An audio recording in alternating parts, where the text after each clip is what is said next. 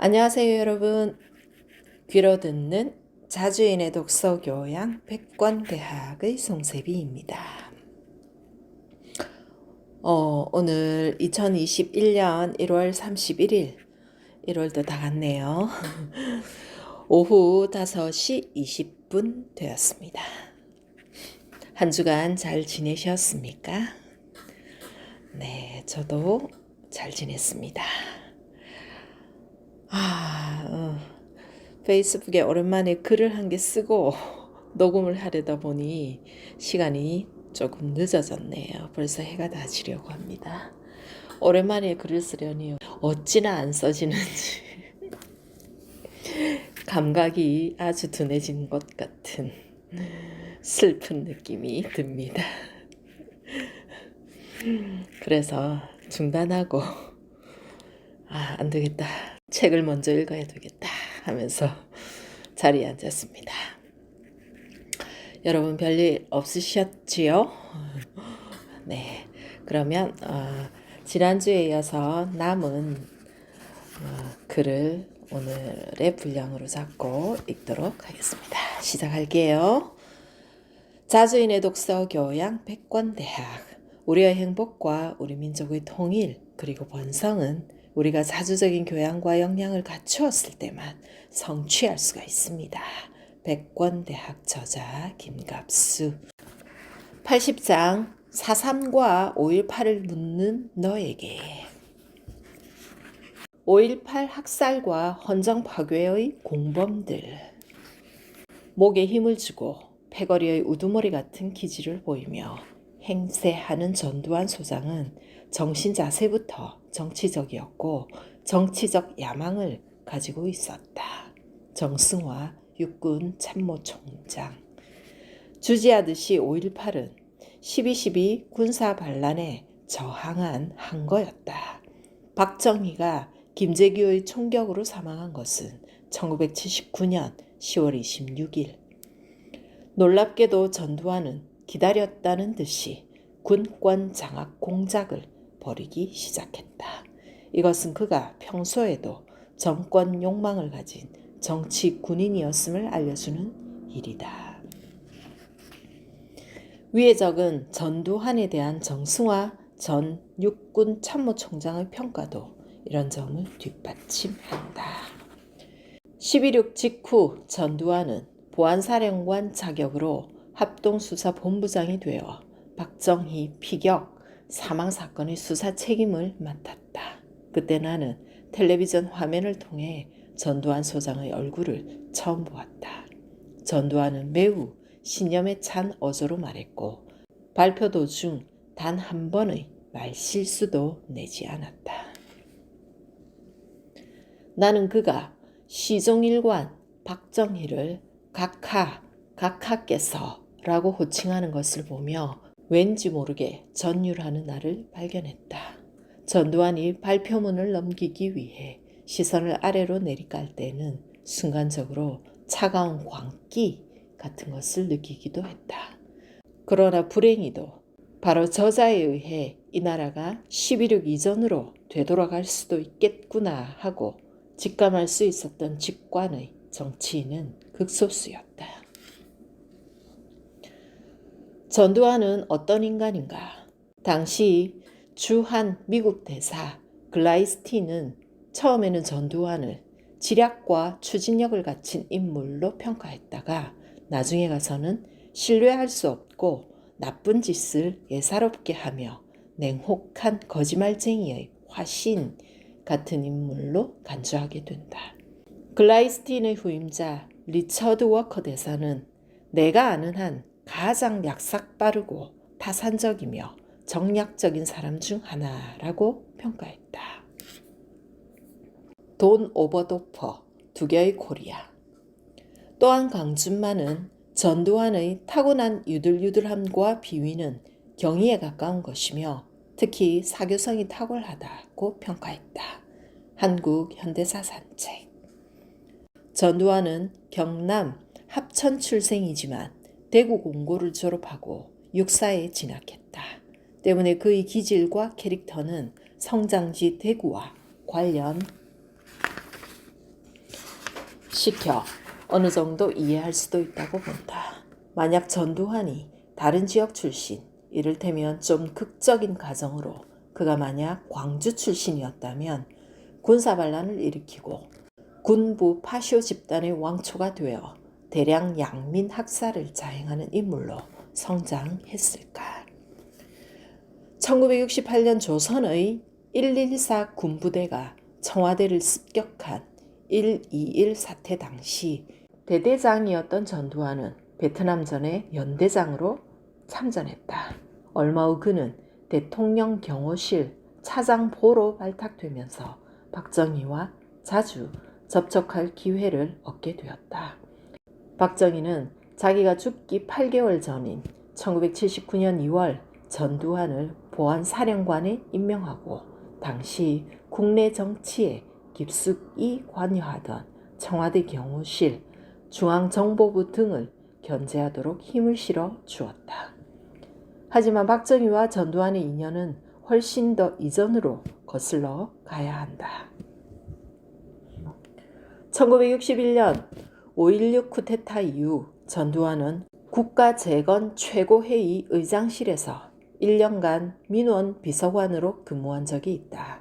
그때 박정희는 위관 장교에 불과한 전두환에게 정치 입문을 권했지만 그는 사양하고 군으로 복귀했다. 그러나 전두환의 군 생활은 시종일관 정치적이었다. 1964년 전두환은 노태우를 비롯한 소수의 육사 출신 장교들을 규합하여 사교 모임을 표방한 하나회를 결성했다. 하나회의 결성 명분은 단결과 예국심 고양이였지만 실제 목적은 자신들의 출세에 있었다. 박정희는 하나회 멤버들을 총애하면서 고속 진급과 금일봉 하달 등 각종 특전을 베풀어 주었다. 물론 박정희가 비격 사망 후 반란으로 국권을 찬탈한 무리의 핵심 세력은 바로 이 하나회 멤버들이었다. 정권투쟁은 시체를 보는 순간 시작되는 것이다는 말이 있다. 이 말대로 전두환은 박정희의 죽음을 알자마자 정권투쟁을 시작했다. 끝내 그는 권력 찬탈에 성공하고 박정희가 남긴 유신의 쓰레기를 연장하는 역할을 도맡았다. 내심 그는 박정희의 후계자는 바로 나라는 생각을 가지고 있었는지도 모른다. 여기서 우리는 만약 박정희가 전두환에게 정치 바람을 불어넣지 않았더라면 5.18 같은 불행은 생기지 않았을 것이라고 추론해 볼 수 있는 일이다. 서울의 봄과 삼김의 처신. 그해 5월 어느 날 기운 없이 집에 들어간 나를 보며 아버지가 말씀하셨다. 김대중 씨가 빨갱이였을 리는 없을 텐데.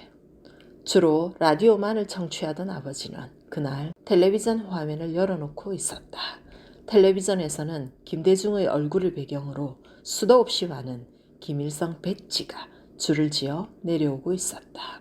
아버지는 반신반의하고 계셨다. 그때 내가 아버지에게 느낀 것은 연민이었던 것 같다. 지금도 내 기억에 그때의 아버지는 유달리 늙은 모습으로 간직되어 있다. 흔히 봄은 민주를 상징하는 말로 쓰인다. 당연히 이 계절 언어는 독재를 뜻하는 겨울의 상대어로 나온 말이다. 그러나 서울의 봄은 기획된 봄이었고 음모된 봄에 불과했다. 하지만 국민은 물론 정치 지도자들도 그것을 알지 못했다. 12.12 군사반란은 비상계엄하에서 전방사단 병력을 빼내오는가 하면 직속 상관인 계엄사령관의 뒤통수를 쳐서 체포하는 등 국가안보와 군기를 주저없이 무너뜨린 하극상의 극치였다. 서울의 봄은 이토록 교활하고 무도한 군인들의 각본에 따라 연출된 것이었다. 하지만 당시의 최고 정치 지도자 3김, 즉 민주공화당의 김종필, 신민당의 김영삼, 제야인사 김대중 중 어느 하나도 실상을 정확히 알고 있지는 못했다. 그래서 그때를 따로 안개정국이라고도 하지 않았나. 사심을 가진 지도자들은 1980년 4월 14일 전두환이 중앙정보부장을 겸직하게 되었을 때에도 반란 집단의 야욕을 알아차리지 못했다. 보안사령관으로서 이미 군권을 장악하고 있던 전두환이 중앙정보부장이 된 이유는 첫째가 돈 때문이었다. 돈은 정치를 할 때 필요한 것이다. 전두환은 현역 군인의 겸직을 금해놓은 법률을 위배하면서까지 서리라는 딱지를 달아 중앙정보부를 차지했다. 당시 중앙정보부의 예산은 800억 원 정도. 실제로 전두환은 120억 원 정도를 빼내서 정치자금으로 유용한다.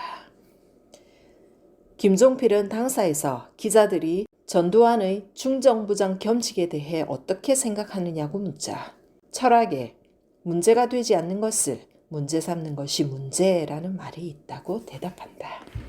설악산에 놀러간 김영삼 역시 상관없다. 민주화 일정은 예정대로 진행될 것이라고 말한다. 이에 반해 김대중만은 전 장군은 이 나라의 모든 정보기관을 장악했다. 나는 정보가 한 사람에게 집중되는 것이 매우 우려스럽고 다시 민주주의의 위기가 닥칠지도 모른다고 생각한다고 경고했을 따름이다. 위기를 느낀 김대중은 주로 특강을 통해 대중과 직접 접촉했다. 그해 4월에서 5월 초까지 이루어진 6회의 특강 중 김대중은 4월 18일 동국대학 특강을 가장 인상 깊게 기억하는데 그 이유는 9년 전인 1971년 박정희와 맞붙은 대통령 선거 때 100만 군중 앞에서 연설한 것도 같은 날짜 4월 18일이었으며 연설 장소도 동국대와 밀착된 장충단이었기 때문이다. 나는 1971년 고교생으로서 김대중의 장춘단 유세, 1980년 동국대 재학생으로서 동국대 특강 둘을 모두 들었다. 김대중은 논리와 유머를 섞을 줄 아는 탁월한 웅변가로 비쳤다. 다만 나는 동국대 특강에서 보조 연설자 고운 시인에게는 적잖이 실망했던 기억이 남아있다. 요즘 흔히 하는 말로 서울의 봄 시절에 정치권이 단합하지 못해서 전두환에게 빌미를 주었다고 한다. 과연 그런 것일까? 당시 삼김 경쟁에서 아무래도 김종필은 약세를 면치 못했다. 그래서 정치권 경쟁은 김영삼 대 김대중의 양자 대결로 압축되는 양상을 보였다. 김영삼은 기존 야당 신민당을 장악하고 있었고 김대중은 제야 민주화 투사들의 지지를 받고 있었다. 당시 김영삼과 김대중의 경쟁이 과열로 보였던 것은 사실이다. 일례로 김영삼이 신민당 당직자들을 대동하고 충남 현충사를 참배하러 갔는데 같은 날 같은 시간에 김대중은 제야 인사들과 함께 현충사 인근의 윤봉길 생가를 방문하는 일도 벌어졌다. 김영삼은 김대중을 2번 만나 신민당 입당을 권유한다. 그런데 정치판에서 유력 인사가 공개적이고 구체적인 옵션 없이 타당에 들어가는 것은 포수가 엽총을 버리고 호랑이굴에 들어가는 짓과 흡사한 일이다. 김대중의 주변에는 하나같이 감옥에서 나온 민주화 투사들이 있었다. 그들은 독재정권 치하에서 국회의원직을 누렸던 신민당 사람들이 입당 심사해서 받겠다는 식의 제안을 김대중으로서는 도저히 수용할 수가 없었다. 삼김씨와 무관했던 5.18 강준만은 서울의 봄 때의 양김 분열은 김영삼보다는 김대중의 책임이 크다고 말한다. 김영삼은 위기임을 몰랐지만 김대중은 위기라는 것을 알았다는 점에서 그렇다는 것이다. 나는 사리분명한 강준만이 어떻게 이런 억서를 펴는지 이해할 수가 없다. 나는 3가지 이유로 강준만식의 주장에 반대한다. 우선 정치 지도자로서 위기를 몰랐다는 점으로 면죄부를 줄 수 있는 것은 아니다. 그렇다면 아는 것이 죄가 된다는 상대적 논리도 성립해야 하기 때문이다. 나는 모르는 것이 죄는 아니지만 모르는 사람이 알아야 할 자리에 오르는 것 자체가 잘못이라고는 생각한다. 다음으로 김영삼의 민주화 투쟁이 혁혁한 것은 사실이지만 김대중에게 비할 바는 아니었다. 가장 중요한 것은 설령 김대중이 양보했다고 하더라도 민주화가 이루어졌다고 볼 수는 없다는 점에 있다. 이것은 양김 분열의 상징처럼 돼 있는 1987년의 대선 때에도 그대로 적용된다. 그때 만약 김대중이 양보했더라면 노태우의 당선이 저지되고 김영삼이 집권했을 것은 거의 틀림없다. 하지만 김영삼이 임기를 마친 후 김대중에게 정권이 돌아갈 기회가 주어졌을지는 지극히 회의적이다. 5.17 쿠데타 3일 전인 5월 14일 재야 지도자 문익환, 이문영, 예춘호, 이해동 씨 등이 김대중의 집을 찾아왔다. 그들은 연일 계속되고 있는 대학생들의 시위에 고무돼 있었다고 김대중은 회고하고 있다. 문익환 목사가 성명서를 내미며 김대중에게 서명을 요구했다. 문 목사는 윤보선 전 대통령도 서명했다고 일러주었다. 하지만 현실주의자 김대중이 보기에 그것은 엄청난 내용이었다. 모든 군인들은 무기를 놓고 병영을 나와라. 모든 노동자들은 해머를 놓고 공장을 떠나라. 모든 상인들은 문을 닫고 철시하라. 모든 국민들은 가슴에 검은 리본을 달고 장춘당 공원으로 모여라. 김대중은 서명을 거부했다. 그가 한 말은 이 세상 다 살고 싶습니까? 도대체 목이 몇 개나 됩니까? 였다. 김대중은 왜 서명하지 않았을까? 좋게 보아 그는 평화적으로 민주화를 이루고 싶었기 때문이라고 할 수 있다. 하지만 그것은 곧 자기주도의 정치적 방식이기도 했다. 비상시국에 빌미를 주어서는 안 된다는 말을 흔히들 하곤 한다. 김대중도 이날 그런 말을 했다. 그런데 빌미를 주지 않아서 도대체 얻은 것이 무엇이었던가? 빌미를 주었건 안 주었건 5.17은 기획되어 있었다. 김대중 말대로 자기가 서명을 하지 않아서 자기 자신은 물론 재하 인사들이 다치지 않았던가? 김대중은 내 아버지에게도 의심을 살 정도로 용공의 수괴로 지목되어 사형언도를 받았다. 얻은 것이 뭐란 말인가? 빌미를 주지 않으려 하니까 오히려 빌미를 조작하기 위해 공수부대를 투입시켜 광분하면서 유인, 확산시킨 것이 5.18 광주항쟁 아니었던가. 물론 김대중도 모진 고난을 받기는 했다. 하지만 그는 광주에 엄청난 빚을 지고 갚지도 못한 채 세상을 떠난 것 또한 사실이다. 그는 박정희 기념관을 지었고 박근혜를 만나 지역감정 해소의 적임자라고 치켜 세우기도 했다. 박근혜 대통령을 만드는데 김대중의 일조가 일말이라도 없었다고 자신할 수 있겠는가. 김대중이 광주를 안 것은 사태 이후 70일이나 지난 후였다. 김영삼은 가택연금을 당했을 뿐이다. 김종필은 미국에 가서 보약과 골프로 세월을 보냈다. 바로 이 점에서 5.18의 주체는 단연 민중이 되는 것이다. 5.18을 민중항쟁으로 명명해야 할 이유는 당대의 정치 엘리트 삼김씨가 보인 다분히 정치적 처신만으로도 충분히 증명될 수 있는 일이다. 한국 지식인들이 광주를 외면하는 이유. 우리는 5.18을 알지 못한다. 그러면서도 좀 아는 체 하는 것은 무지하다는 말을 듣기 싫어서이다. 5.18에 공감하지 않으면서도 더러 공감하는 채 하는 것은 불의하다는 말을 듣기 싫기 때문이다. 하루하루가 살아가기 바쁜 대중에게 하는 말이 아니다. 한국의 지식인들에게 하는 말이다. 제가 가서 공부한 나라의 민주주의는 입에 침이 마르도록 칭찬하면서 정작 이 나라의 5.18은 외면하는 지식인들. 그들에게 프랑스 혁명이나 명예혁명은 위대하지만 5.18이 전혀 위대하지 않은 것은 차라리 논리적이다.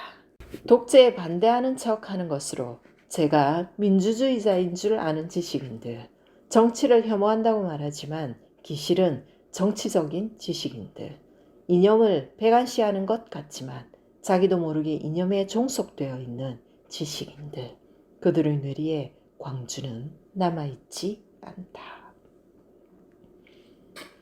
그들은 5.18을 연구하지 않는다. 그들은 너무도 국제적이어서 마르크스 엥겔스를 탐독하고 레닌의 행적을 쫓으며 체게바라를 즐겨 인용한다. 그들에게 윤상원, 박관현이나 송기숙 등은 거의 알려져 있지 않다. 왜?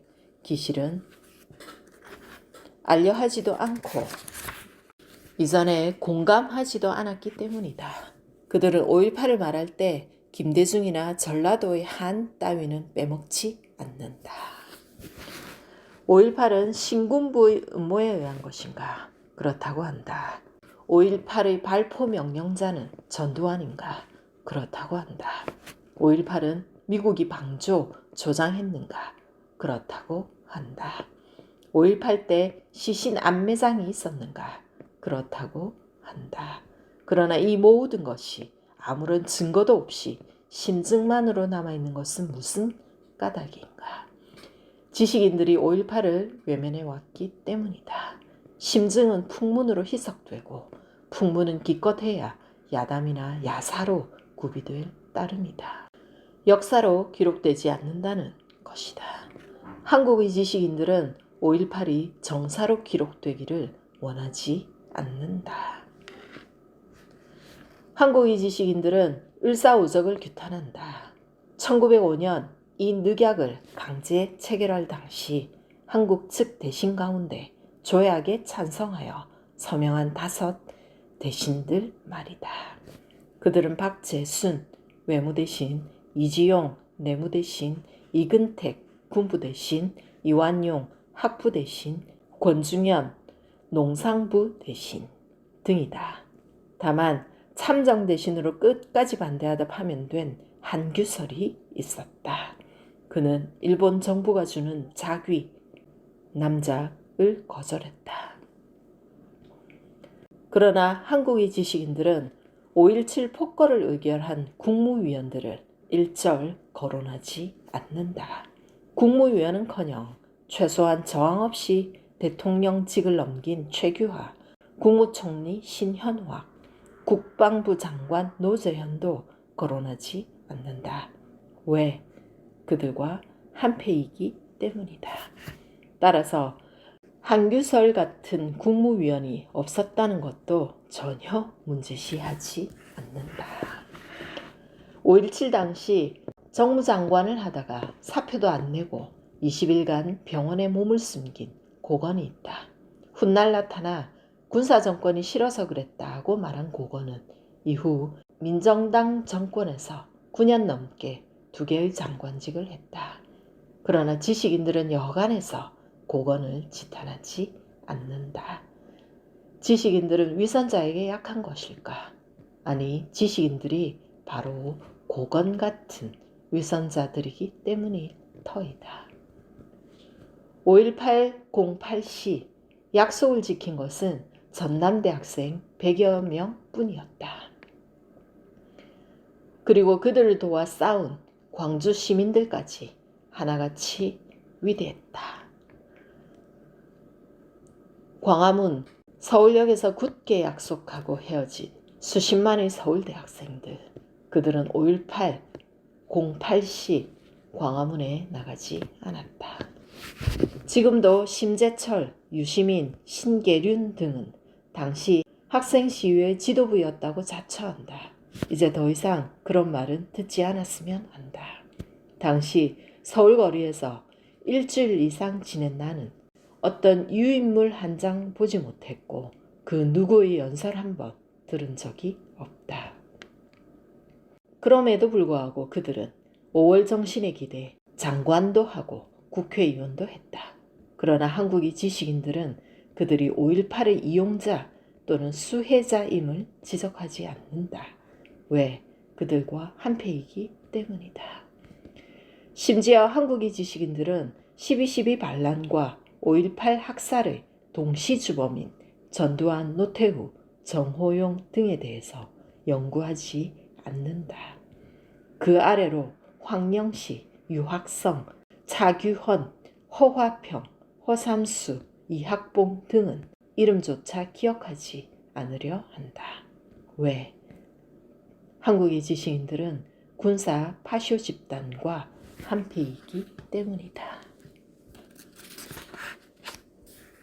그들을 악마로 만든 것은 무엇이었나? 우리가 전남대학교에 처음 진주했을 당시 대학 교정 곳곳에 쓰여있는 대부분의 구호는 붉은 글씨였다. 그 내용은 김대중 석방하라, 전두환 물러가라, 농민 수탈 금지 등 필자를 비롯한 부대원들은 용공군자의 활동이라고 믿었다. 1987년 이후 대학가에 나붙은 구호들이 붉은색으로 쓰여있고 북한의 주장과 동일한 내용이 게시되더라도 이제는 그러려니 하지만 당시는 그렇지 않았다. 국가안보를 최우선으로 내세웠던 정국이었던 만큼 대학가에 나붙은 붉은색 구호는 그만큼 우리들에게도 충격적이었다. 이것은 시위대가 책임져야 할 문제라고 생각한다.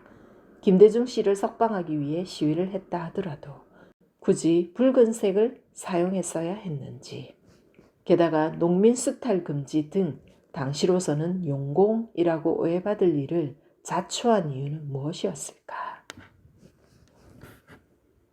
이 글은 5.18 당시 특전사 3공수여단 12대대 소속 작전병이었던 김친현 씨가 남긴 수기의 일부다.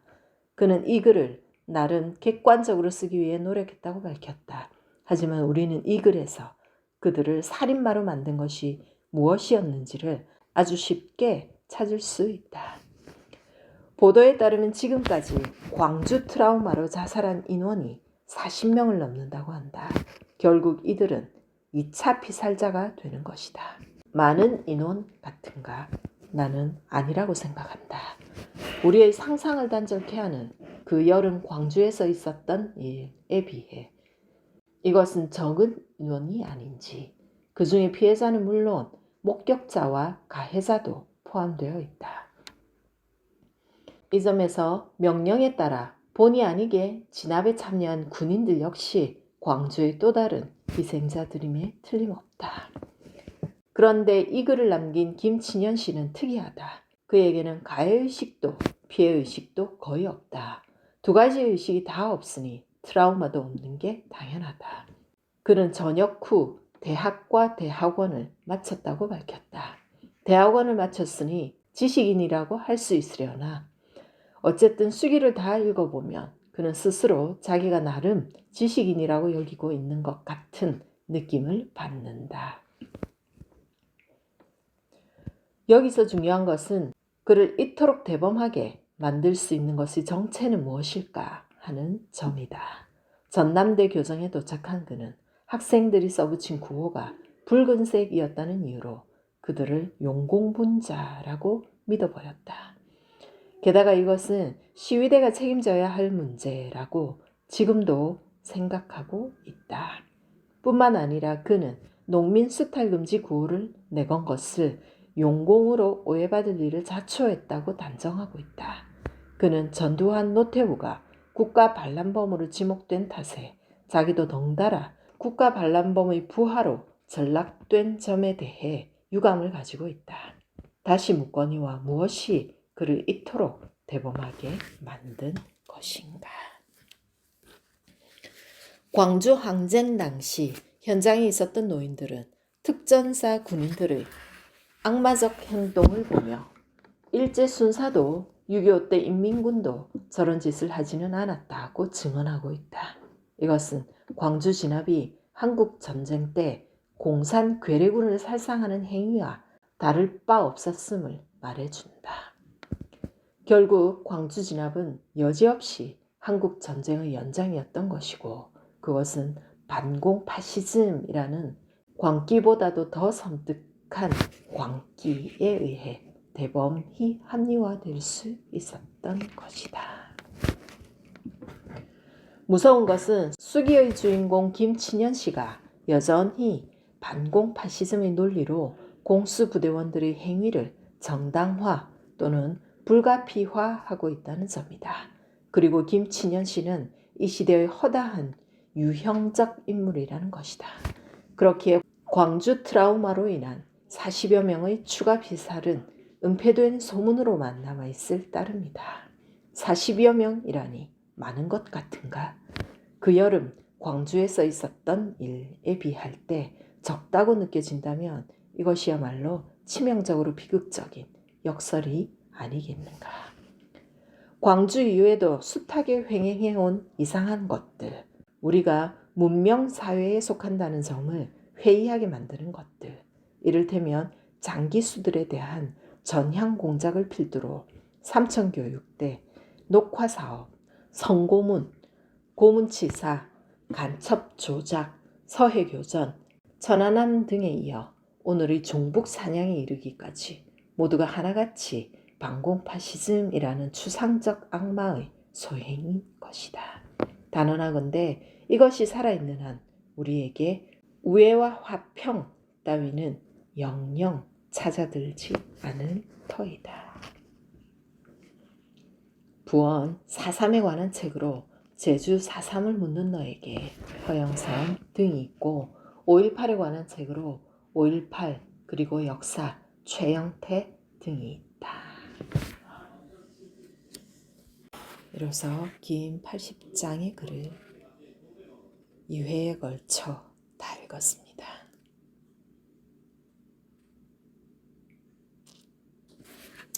지식인에 관한 선생님의 말씀이 너무 뼈아프게 다가옵니다. 이제 어두워졌네요. 여러분 한 주 또 잘 지내시고 저도 또 다음 주에 뵙겠습니다. 안녕히 계십시오.